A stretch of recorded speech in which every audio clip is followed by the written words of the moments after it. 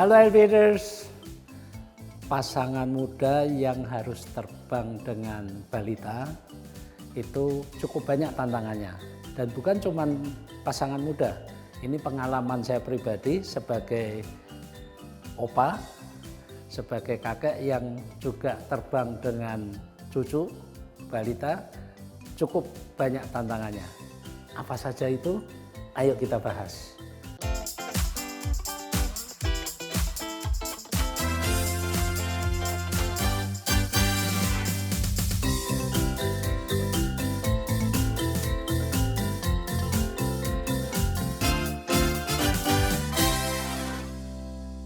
Aviators, kita perlu mengetahui bahwa bayi yang baru lahir itu tidak diperbolehkan terbang hingga mencapai usianya minimum 7 hari.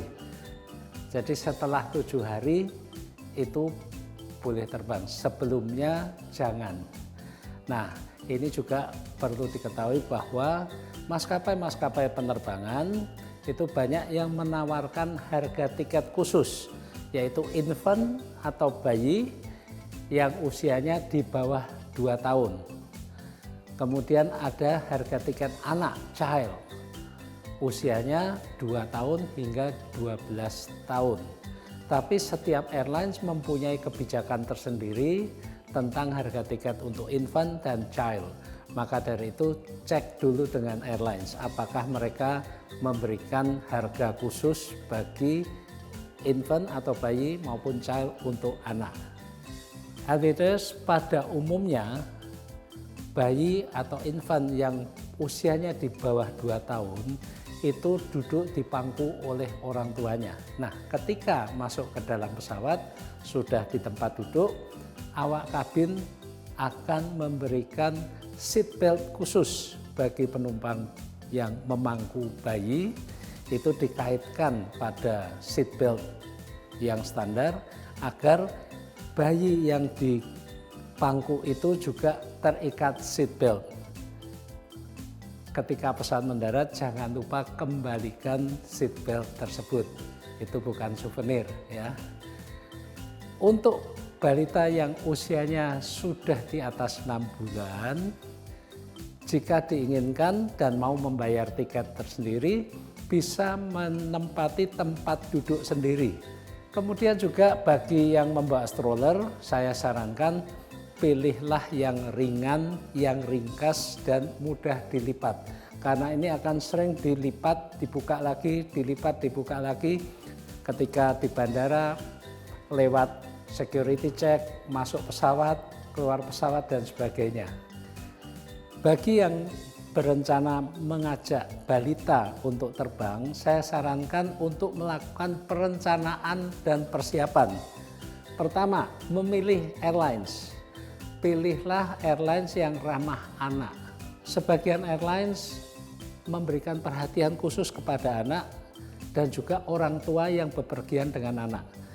Selama penerbangan, airlines tersebut biasanya memberikan mainan kecil-kecil kepada anak, ini untuk mengalihkan perhatian anak agar tidak takut, tidak merasakan kekhawatiran, tidak merasa tidak nyaman, fokusnya pada mainan. Kemudian juga airlines tersebut biasanya memberikan prioritas pilihan tempat duduk dan fasilitas bassinet bagi balita. Bassinet ini adalah seperti keranjang yang bisa untuk menidurkan bayi di headboard atau pada baris terdepan. Harga tiket juga beragam, tadi sudah saya sampaikan, cek dengan airlines. Pilihlah airlines yang ramah terhadap anak. Persiapan dan perencanaan kedua adalah memilih jadwal penerbangan. Saya menyarankan menghindari penerbangan tengah malam atau larut malam karena ini dapat mengganggu siklus tidur dan metabolisme anak kita atau balita. Akan lebih baik memilih jadwal penerbangan pagi atau dini hari. Pada umumnya penerbangan pagi atau dini hari ini jarang mengalami delay sehingga jadwal kita lebih terjaga. Kemudian juga anak atau balita kita bangunkan lebih awal walau masih mengantuk, nanti selama penerbangan bisa lanjut tidur. Ketika di bandara, berilah kesempatan anak kita atau balita kita untuk beraktivitas.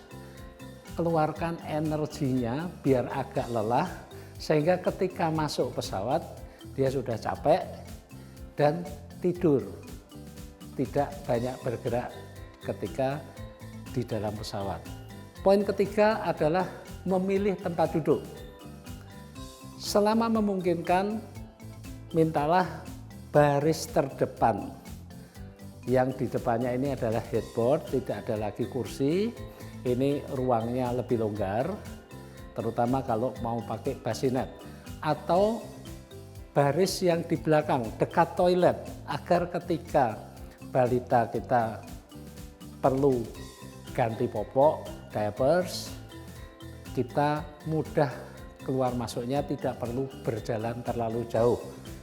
Ini akan lebih aman juga, terutama jika penerbangan jarak jauh, lebih aman dari turbulensi. Kemudian jika membutuhkan bassinet, sebaiknya informasikan kepada airlines ketika membeli tiket. Dan jika memungkinkan, tempatkanlah anak-anak atau balita kita ini di kursi sebelah jendela. Ini lebih aman, selain balita kita bisa melihat pemandangan keluar, ini juga terhindar dari senggolan orang yang lewat di lorong.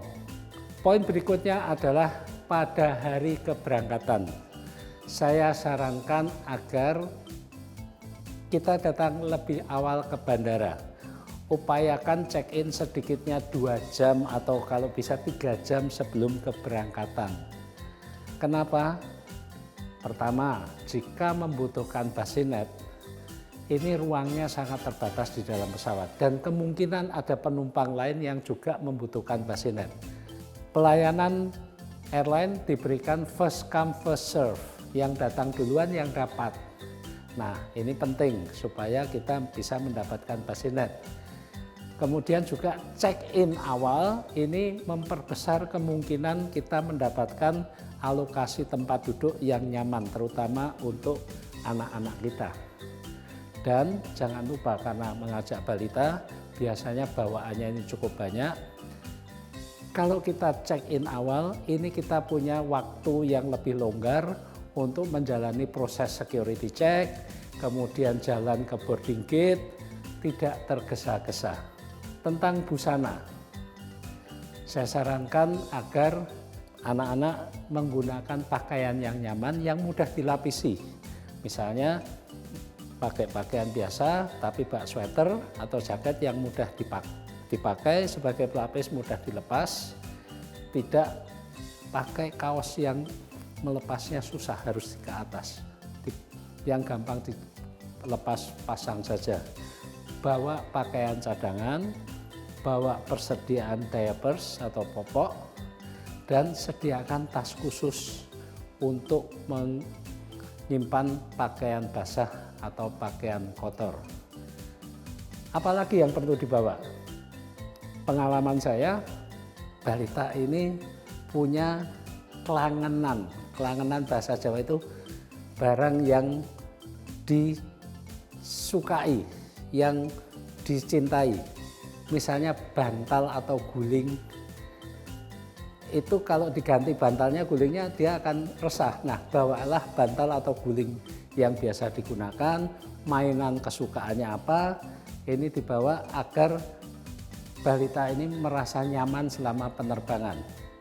Kemudian juga jika ibu masih menyusui, sebaiknya ASI disediakan di dalam botol. Sebaiknya botol kecil-kecil di bawah 100 cc per botol. Atau jika menggunakan susu bubuk, sediakanlah yang sudah ditakar, tinggal nanti mencampurnya dengan air hangat di dalam pesawat.